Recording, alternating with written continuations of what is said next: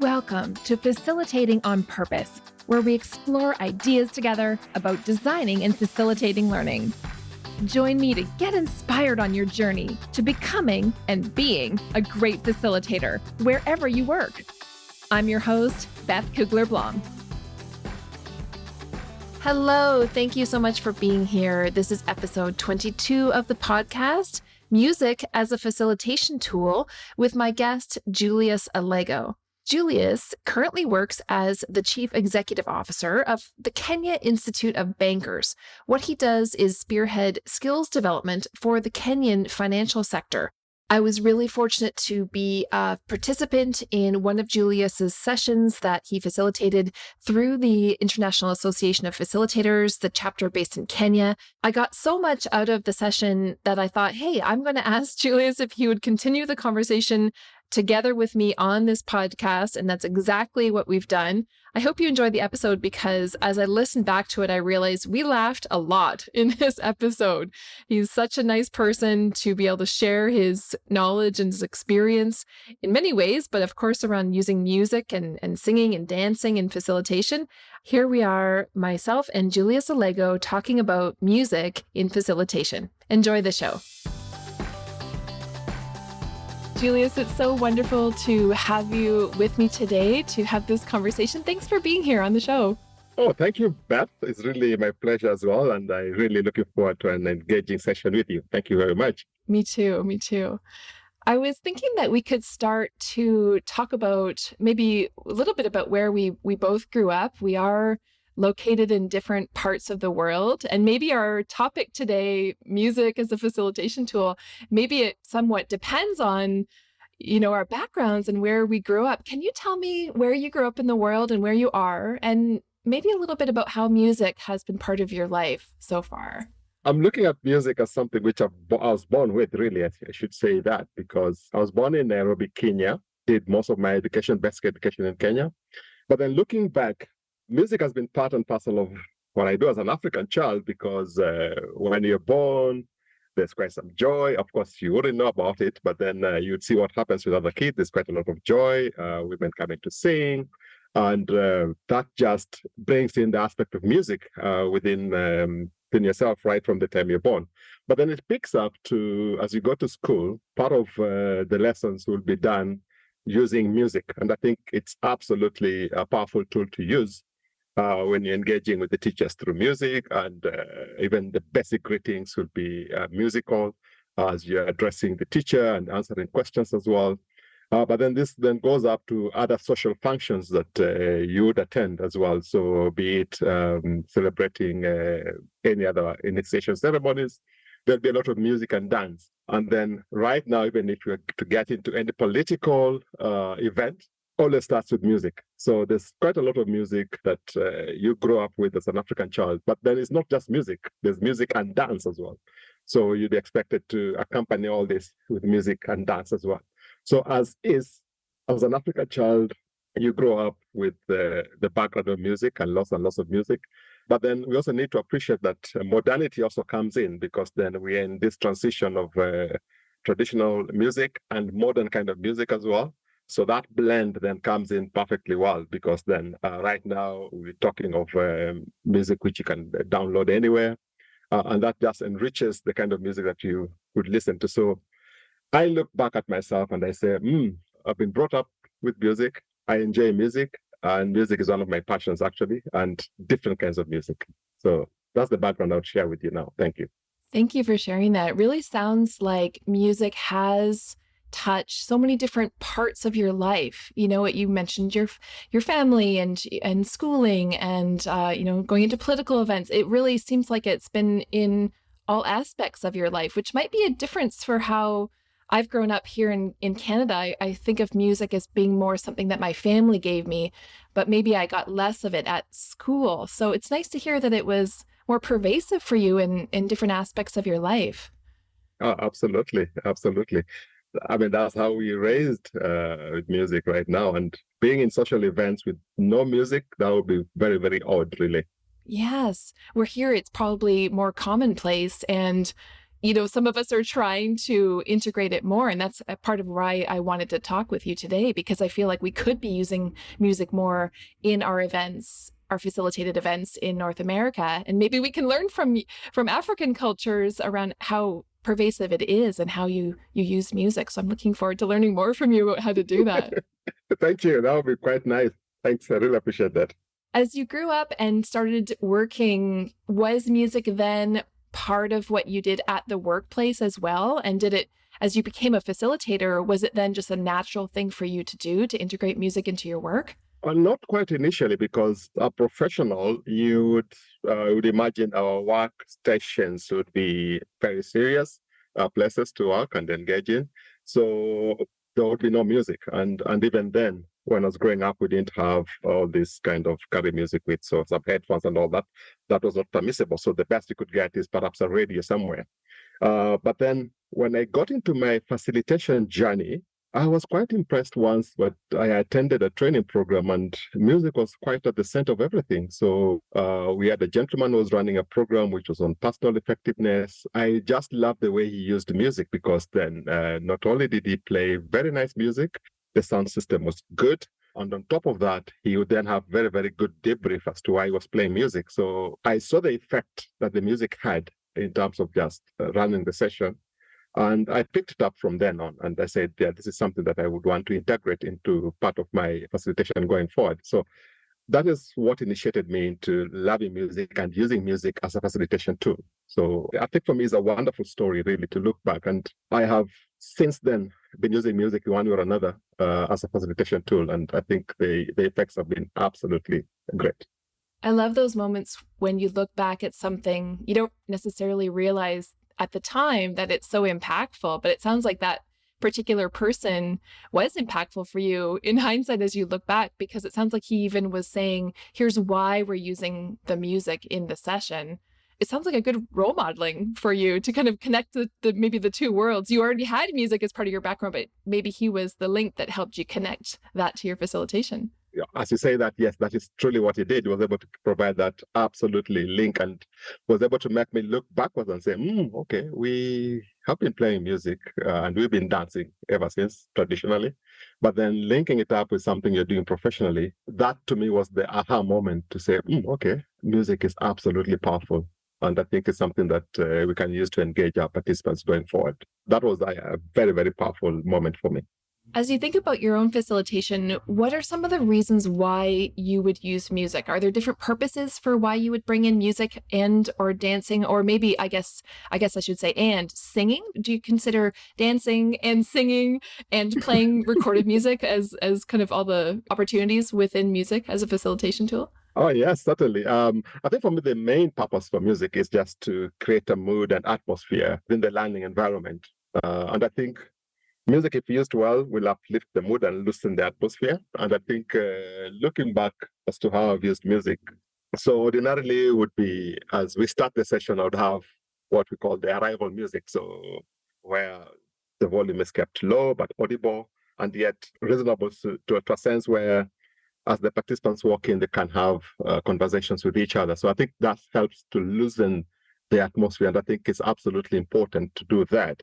And the kind of music I'll play at such a session with arrival music would be instrumental music. So music which is basically just instruments, no words as such. And that also helps me to gauge the level of the participants as they walk in. And I think it also just helps to brighten the mood, as I said earlier. But then as the day progresses, I would, having looked at the nature of participants that we have, change the kind of music I'm playing. So from instrumental to something perhaps a little faster. And this would be driven mainly by what I see the participants appreciating more. But then there's also an opportunity to engage with them, because then I would at one point perhaps ask the participants if there's anybody with different kind of music who would want us to play. And inevitably, you'd not miss somebody who would do that. But one thing that I would just want perhaps to share with you as early as now is the fact that even as the participants do their own introductions, what I've seen within our local environment is that you'll inevitably get one or two participants who would say that they enjoy music and they enjoy dancing as well. So that always just sets the mood, because if there's somebody who enjoys music and dancing, so they would not, in most cases, be easy to tap into in terms of sharing the music and also leading a dance as well. So as things stand, you would you would play some music, but as well, at a later point during the program, you'd as well engage the participants in a dance as well. And also, if time permitting, you'd also engage them in some bit of singing. So in some programs, you would do all the three, but most often than not, you'd stick to playing music and as well, at occasions, some bit of dance. So there's quite an array of how you could use music in a learning environment. Oh, there's so much in what you said. Okay, so let me think about the first thing. Yeah. I love how you're talking about the progression, perhaps, or the arc of how you might use music throughout the event, and that you're specifically choosing instrumental music so it doesn't impact with people's conversations. I really like that. I don't think I've thought about that and it actually would be true for myself as well. I love music, but I also find too much auditory input can be distracting for me, especially if someone was singing, because I would tend to want to sing along, even in my head, that it would be hard to connect with the other participants as we were walking in the room because it would almost overpower. So I like how you're thinking about music being an accompaniment, but not taking over at that beginning point, but you're progressing them throughout the session to then maybe doing it themselves, creating music themselves later on. Absolutely. And I think that's absolutely important because, and I like what you've just mentioned, I sometimes consider music as a weapon of facilitation, really, because on one end, it could really just uplift the mood and loosen the atmosphere. But on the other end, it might as well be very destructive and a nuisance if not used effectively. So there's quite some middle ground there and some very, very creative balancing that needs to be done. And I think, to me, that becomes very important. You can use that through observation and all that. One other thing that I see a lot in different venues, and this happens mainly when you're having some trainings, or let me just call them workshops, in hotels, they would by nature also be playing some background music as you walk in. So they'll have chosen that by themselves. And so it's also just good to check with them to know that what kind of music they're going to be playing. And if they're playing some music which you don't consider to be very effective, then you might as well ask them to change that. So it's also quite a bit of coordination that needs to be done. And some pre-thinking. You're right. Hotels like to play, we would call it Muzak, M-U-Z-A-K, like the kind that you just hear in elevators as a background. And it can be quite blah or quite annoying at times too. I love how you're thinking to just get ahead of that and talk to the hotel and be intentional about them playing it or not. Yes, absolutely. The phrase you said that music could be a weapon of facilitation, I don't think I've ever heard someone say that before related to facilitation in general. That something could be a weapon in facilitation is quite an interesting and also concerning topic. So it's a cautionary tale that you're telling us a little bit, that we can't just say, oh, well, let's just add in some music and all will be great. That there are definitely cautions around that. Are there other things that you think we should be concerned or caution ourselves around how music could be a weapon in facilitation? You need to be, in my view, be very guided by the participants and their backgrounds, because what I've seen within our local environment, particularly so, let me just mention Kenya, there is this tendency of playing a lot of religious music. We are predominantly a Christian nation with a small population of Muslims and other religions. Even within the Christianity, there are people of various levels of devotion. The tendency I see a lot more is to start a session with some religious kind of music and without appreciating the background. And sometimes I see this wrapping some of the participants completely wrong ways, because if you have devout Muslims in your program and insist on playing some Christian music, then you can imagine how that would affect the appreciation of what they're going to go through. So that kind of thing is absolutely important to have at the back of your mind. And then I think as well, just appreciating the quality of your sound system as well becomes important, because you might have the greatest of music, but if the sound system is horrible, it's not producing the right sound of music, then as well, it becomes a distraction, and you better not just play it. I've been in sections where participants would rightly just tell you, that your speaker system is horrible, just do away with that, or I'll bring you some better music system the next day or something like that. So I think it's also very, very important to look at it from that perspective. Then also as well to think about the volume you're going to be using for music. So as I said, with the arrival music, the volume is moderately low so that you can engage people differently. But on the other hand, if you're having music and you expect people to dance, then as well, you might have some good volume, the volume. So it's a question of just being very, very adaptive to the situation that is around you and ensuring that you walk along with the participants. And I think that becomes important. The other issue as well is the type and genre of music that you're going to be playing, because then different generations would appreciate different kind of music. So you just also need to be very adjustable to engage with them. And one way to address that is you can engage with them to ask for the kind of music they want to play. And it's easy because we're using our phones as storage facilities for music that we play. It's easy to get the kind of music and the type of music that would address most of the participants. It might not address all, but at least most of the participants.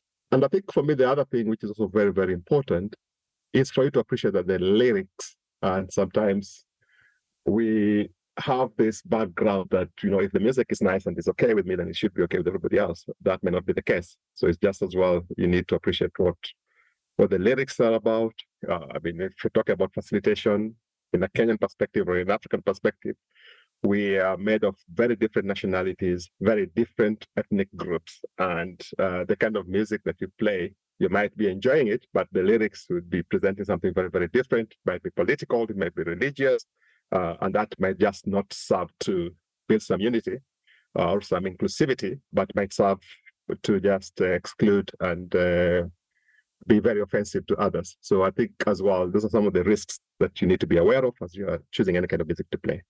The lyrics were definitely coming to my mind because it makes me think about when I hear songs in English, even, songs from when I grew up, for me, it was sort of 1980s pop and rock songs. Even it's in my language, I don't know what the lyrics are. So often we haven't really paid attention to the lyrics. We paid attention to the melody or the music. And so, especially if I think about, well, what if I came to Kenya, Julius, and I thought, oh, well, I'll just find some Kenyan artists and I'll play that. No, I can't do that, can I? I really would have to. It's such a trap I could fall into. I would have to talk with someone like you or, the client that's asked me there or something to say, what music should I play? What do I need to keep it? Because it could be not even in my language, but even if it's in English, I don't necessarily know all those contexts of what could be offensive and what could be appropriate. Any suggestions for, let's say we came to your country, what would we do as we were coming and preparing to choose music for our events? I look at it from a very technical perspective. So first of all, just do a Google search on the lyrics of the music. And more often than not, they'll be translated into English if they're in a local language. So that to me would be the first thing to do. But then it would also be important just to check with one of the participants as part of your pre-training events, what kind of music and if the kind of music you had in mind would rhyme with the participants. And you'd get quite some good feedback on that as well. But maybe it doesn't stop there. You could even take it a step further. As you start engaging with the participants and playing some bit of music, it's also important just to check with and observe how receptive they are to the kind of music you're playing. Granted, of course, that not everybody will be thumbs up. There could be one or two who might not appreciate your kind of music. But then I think that will give you a general orientation as to how they think about your music and how they appreciate your kind of music. Allow me just to share with you this short story, which happened to me some time back. So I was working with this financial institution, and so what I would do as the lead facilitator more often than not is to play some bit of music, particularly after lunch, knowing the risks of having had a heavy lunch. The participants would perhaps start dozing off and all that. We'd play some bit of fast music and I engage them in a dance or something like that. And even with the dance, I would mainly just turn it round to them. If there's a participant who say they enjoy dancing, get them to the front, play the music, and they would lead in the dance and the rest will just follow. So I remember once doing something like that, and one participant just said, sorry, I'm not going to dance. And so I was keen to find out, so why aren't you dancing? He simply told me, no, I don't dance because I only dance to religious music. Okay. They said, okay, that's appreciated. So for this, you pass, and then the rest will dance. So you can see that even in such kind of environments where the rest are having fun, there would be one or two who perhaps will just say, no, I don't want to do it. So you appreciate that and you move on. And I think that then works pretty well. Yeah, I like that. The right to pass. We do that when we have, speaking opportunities for people. So, of course, we give it to them with music or dancing opportunities as well. Yeah, Yeah. yeah, And it was comfortable for that person. Like you create an environment, I assume, where it's okay for them to say, I'd rather yeah. not dance. And Yes, that's fine. absolutely. Yes. In fact, they really appreciated it because they're like, yeah, I like the fact that you asked me and I'm not going to do it. And we appreciated that. So he really did come across and tell me, yeah, that was pretty good. I would say here in Canada, I have never seen anyone dance Oh, in a facilitated situation, probably ever. Isn't that a difference between our two cultures? Does that shock you? it does shock me a lot. I've had some bit of experience facilitating Southeast Asia. And perhaps one of the most embarrassing thing you would expect a participant to do is to dance in front of others. Very, very difficult to do. But yet in Africa, one of the jokes we have is that, this thing we do, we contract during the class that we start at a particular time. And in the event that you break any of the contracts, there's going to be some sanctions. One of the most common sanctions is what? If you come late, you got to dance. If you're wondering, you got to dance. And Really? we talk about it and say, in fact, people break the rules in order to dance. So, Oh, they do. So they start coming later and later to hope yeah, to get the I hope to dancing get to dancing. So punishment. it's never a punishment really. So people just enjoy it. Yeah. They'll not break any sweat to dance. It's easy and they enjoy it as well. I like that. Maybe I shouldn't say I've never seen it here. I have actually led a couple of virtual dance things, in the time of COVID I still do a lot online, but just to have a virtual dance party. But I do give people the option to not have their video on. And some people take that. Some people are even sitting in their own space, in their own computer or home or work or whatever. They are embarrassed to dance. It's not really the same kind. Mostly, I think many people would approach dancing here with embarrassment, which is Okay. kind of sad. How do we take a baby step into these kinds of things? Do you think there's something that I can do to have people enter into dancing in facilitated situations that would be comfortable for them? I think exchange programs would do, where we have some bit of rich exchange, where we can then appreciate. And I do appreciate what you're doing here because this is, in fact, to me, a big step. Just to realize that perhaps if I'm facilitating something in North America, that's a totally different culture, I would not be driving my agenda of dance very, very much. So for you as well, if you are to come to Africa and there's no music, there's no dancing, okay, perhaps a good number will excuse you from where you're coming from, but inside they will be yearning for some bit of excitement, a bit of engagement, and music as it is just adds to whatever they'll be doing. And I think it's a very, very wonderful plus to have. I like that you said that they would be yearning for that. And actually, I would say many of us here in my country actually like to dance. But when we combine the idea of dancing with work environments, as you said, you mentioned your previous work environment where it's not as done, certain types of music or dancing, or it's not as incorporated. Maybe we have that going on a bit here where in people's personal lives, they might be going out and dancing in, weddings or clubs or whatever, Yeah. but to integrate into work is a challenge, I think. Yeah. So I love the idea of exchange programs between Kenya and British Columbia here. We can go and integrate more dancing and music into our work. That would be nice.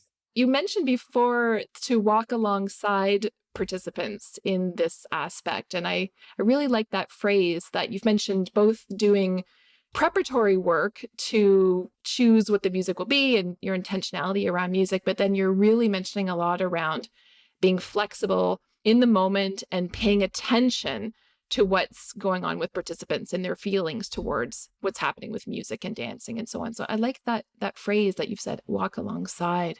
Yeah, and I think it works out pretty well because with something like music, particularly because you're doing you're playing music to add value to what you're learning. Basically, I think as we begin our programs, as I said, we do a lot of contracting. One of the things I often add is that let's have fun and learn as well. Okay, so those two must go together. And that kind of just gives me the right to engage, and I earn their acceptability to play some music and engage them with the dancing and all that. And I think at the end of the day, it's also just to appreciate that people have fun in different ways, and music could be one of that. Dancing could be one of it as well, and singing as well. But then there are different other ways you could inject all this having fun.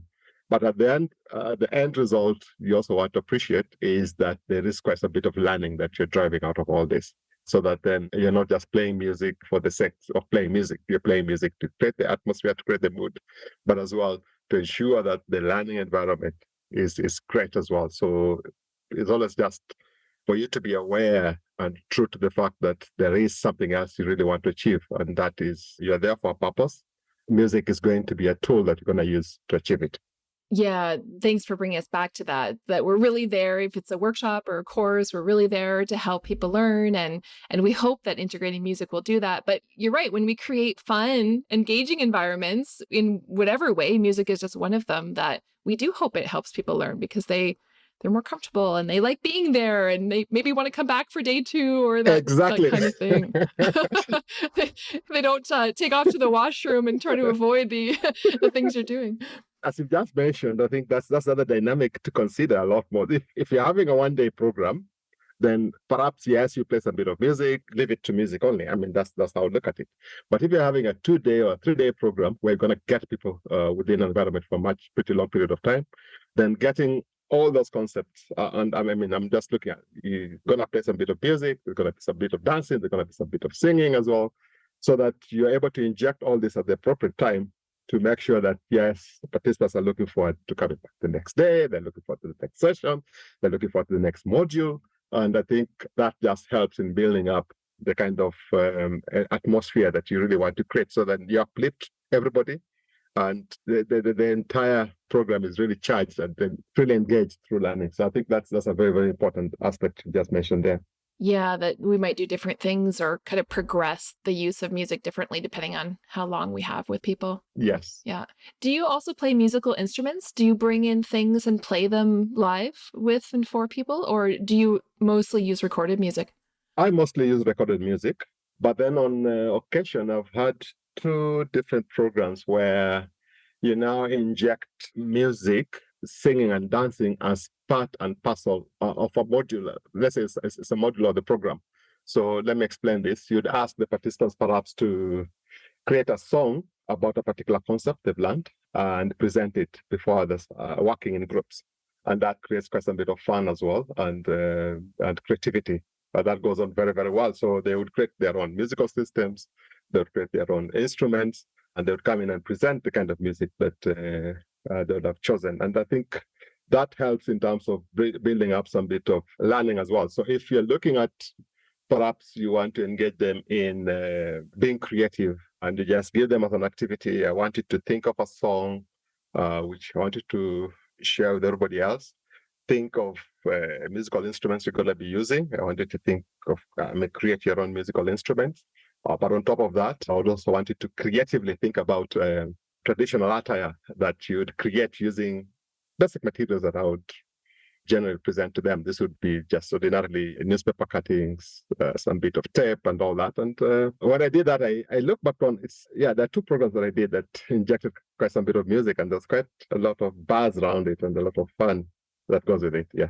I like that you said that because I was thinking in the back of my head whether you just incorporated music and dancing as in and around the technical learning parts of a session, but you're saying you really build it into the activities of the workshop, that go and create a song using found instruments basically and bring back a song that demonstrates your learning. I like that. I like it a lot. Absolutely. I mean, and particularly so, let me give you another perspective to that. If you're having a residential training, the participants are in the same environment, could create it as an evening activity they're going to be doing. So they think about what kind of music they're going to present the next day to the entire class. It's lots and lots of fun, I will tell you. And as the evening gets in, you see different groups rehearsing and doing their practice and in readiness for the next day. And that creates some bit of excitement and people looking forward to the kind of engagement they're going to be having the next day. And I think just brings out a different perspective for them.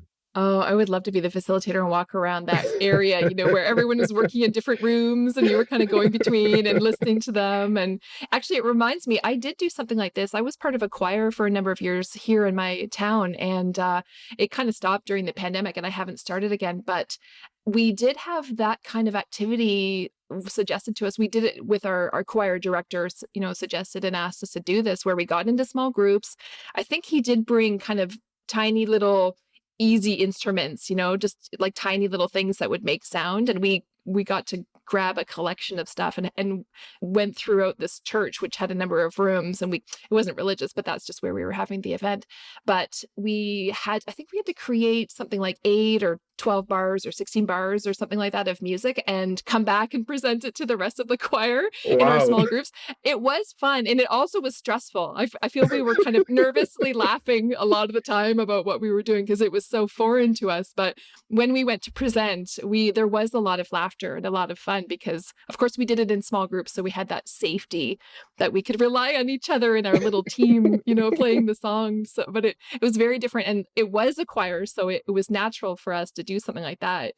I haven't seen it as much or at all when the topic is something else other than actually being in a choir together. But yeah, it was nervous laughter for a lot of it, for sure, but very fun.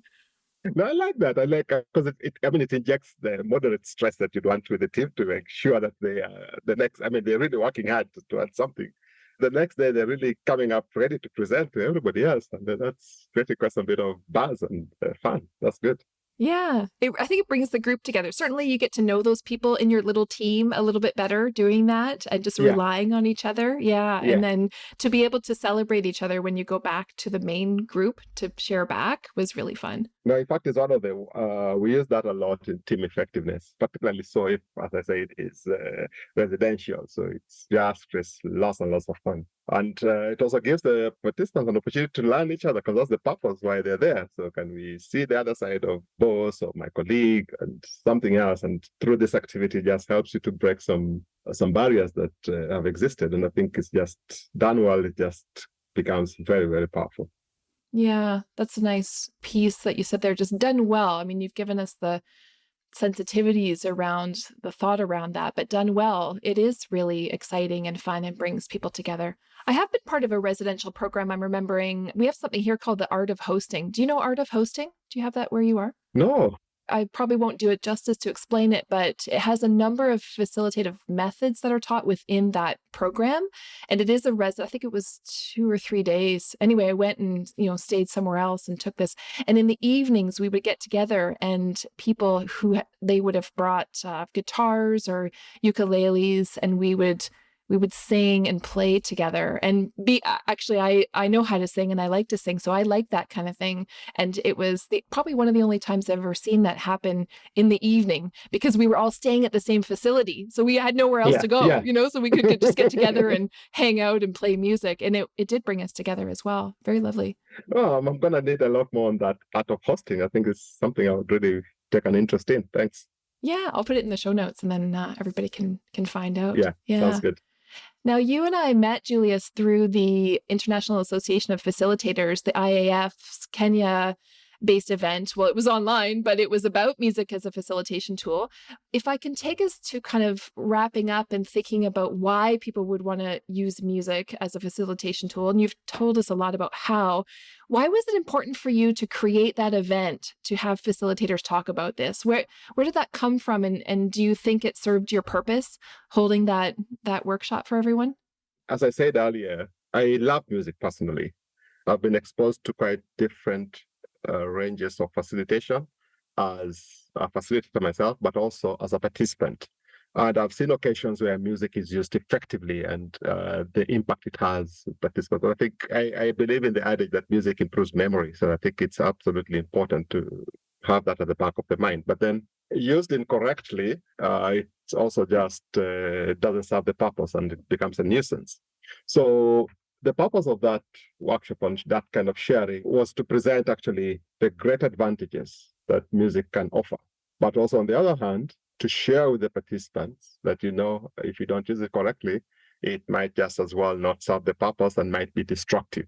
So the purpose of doing that was to share those perspectives and also as a facilitator as well, just to learn from everybody else. And I think when we had that virtual meeting, there's quite some rich sharing that I personally got, which I thought was absolutely good. And I believe other participants were also able to add value to their perception of music and how they could use music subsequently. But then I'm also looking back at the kind of experience that I've had as a facilitator. I thought as well it would be good to just share what that journey has been like. Yes, it has been great. I've had some bit of successes using music, but then as well as I shared earlier, I've had some bit of pitfalls as it is, where looking back, perhaps the kind of music I played wasn't quite right, and there's some learning, some lessons which were there, which I guess is also important to share with everybody else to know that you have to strike the balance pretty well when you're using any kind of music. So that's the way I look at it. Yeah, I thought it was a wonderful session. I really appreciated being able to go to another continent's session through the IAF. So I encourage everybody to go. I mean, it was full of valuable learning for me. And I pulled out my learning journal. I was trying to participate and take a lot of notes at the same time because it was so important for me to hear people's perspectives from a culture that I don't live in. And I found it very rich in learning. Wow. And love that you ended with a song. I'd never experienced that either, that we sang together. And people were just, I thought, stereotype, these Africans are going to, really knock this out of the park. And everyone was kind of embarrassed, laughing. But it was really, really fun. And actually, it turned out to be a song that I knew, which was amazing to me as well.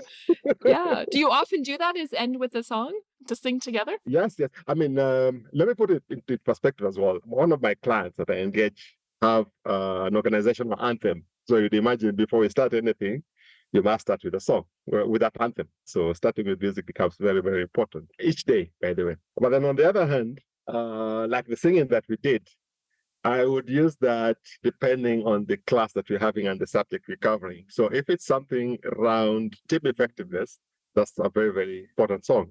And the song was Lean on Me. Yeah, so Lean on Me, it's double and all that. And I think just goes very, very well with building a team within a working environment to check out on each other, to lean on each other, as it were, and help sort out issues that they have.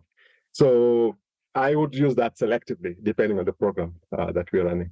I love that we are in 2 different countries, 2 different continents, and yet the song you chose was something that was also accessible to me as a sort of quote unquote outsider, although I know there were people from other countries there as well, but lots of people from Kenya itself. Yeah, very lovely. Yeah, and now I know it was even more meaningful. You intended it to be so much more meaningful than even I thought in the time. It was fun, but there was an extra level of meaning there. I like that. You've expanded my thinking around that too. True, yeah. Any last comments, Julius, as we think about, wrapping up our discussion about music? Anything that you haven't said that you really want to make sure you say? Well, no, I must appreciate your interviewing techniques. I mean, you're pretty solid, and you made me feel very much at home and covered almost everything that I had. I think the only thing that I might reiterate is that, yes, indeed, music can help facilitate learning if used well. But on the other hand, if used incorrectly, then it disrupts a learning environment. And I think it's something we need to be very much aware of. But on the other hand, as we said, it's good to be very adaptive to what you're seeing and to the participants' needs. So then you are able to engage with them even as you're playing any kind of music and engaging them in dance or singing. That then will be of a lot more value to the entire program than just doing things out of your own liking, because then that's a trap that we need to avoid all the time. With music particularly, it's very, very easy to go down there and play music which is to your liking, and that would be to the annoyance sometimes to a majority of the participants. And just you need to be aware of that. And I think that to me would be the final message I want to share. Thank you very much. Thank you. Yes, there's so many things to be hopeful about and to use wonderfully in this vein, but you've really given me so much more to think about in terms of the cautions that I might not have thought of before. So important to really look at it broadly when we choose music for our events. So thank you. Thank you for everything that you've shared with me today. I so appreciate you being here. I really appreciate it. No, it's always a pleasure. Thank you so much, Beth. I really enjoyed this, and thanks for the opportunity. For the first time I'm having a podcast to your kind of audience out there. And it is indeed a blessing, if I put it that way, for me to have met you through that session that we had in Kenya. And I look forward to my engagements going forward. Now that we are linked, I am looking forward to learning a lot. I'm going to see what this art of hosting is all about. And I think this continues. Let's keep sharing and see how things go out. I would love that. Thank you so much. Thank you so much, Beth. Oh, it was so great to chat with Julias, and I hope you enjoyed listening to our conversation. I certainly had fun having it with him, and yeah, so we just laughed so much thinking about the differences between our two cultures, and wasn't that idea about maybe doing a Kenyan-Canadian exchange, or, let's think about other countries that we could exchange back and forth with in facilitation. Wouldn't that be such a great idea if we could do that? Maybe the IAF will pick that up and help us do that around the world. The one thing that I'm really resonating still with what Julias said about music as a facilitation tool was when he talked about that music could be considered potentially a weapon of facilitation. Just that turn of phrase, as you heard me say in the episode, I really hadn't heard someone use the phrasing that way before around basically anything we do in facilitation. And in this context, we were talking about music. He said that, of course, it can help us uplift the mood. It can help us loosen the atmosphere. But on the other hand, it might as well be very destructive and a nuisance if not used effectively. And you heard the examples, some of which could be very, very concerning and destructive to an individual, to a group. And so it's a great thing for us all to realize we don't enter into the decision-making around using music in our facilitations lightly, do we? We, again, come to it with very purposeful decision-making. Of course, we don't want anything we do to be considered a weapon in our facilitation. That is absolutely not our intention. And so the more intentionality we bring to the choices around music and other things we're doing in our facilitated environments, the better off we and our groups, of course, will be. Talking with Julias really made me want to go to Kenya.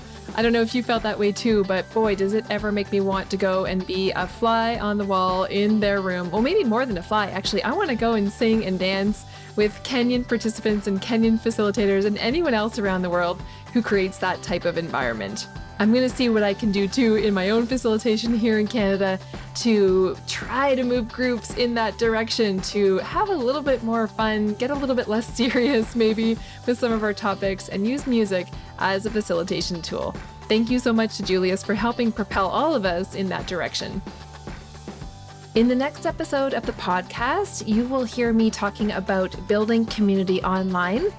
Even though many of us have been online for years and years, long before the pandemic hit, I think there are still many, many people out there who are searching and wondering how to do the things they need to do as designers and facilitators of learning to be able to build communities online with their participants. I'll be talking mostly about the virtual sphere in platforms such as Zoom or Zoom-like environments. So join me next time on the podcast for thinking about and talking about building community online. We'll see you then. Thank you for listening to Facilitating on Purpose. If you were inspired by something in this episode, please share it with a friend or a colleague to help them expand their facilitation practice too. To find the show notes, give me feedback, or submit ideas for future episodes, visit facilitatingonpurpose.com. Special thanks to Mary Chan at Organized Sound Productions for producing this episode. Happy facilitating!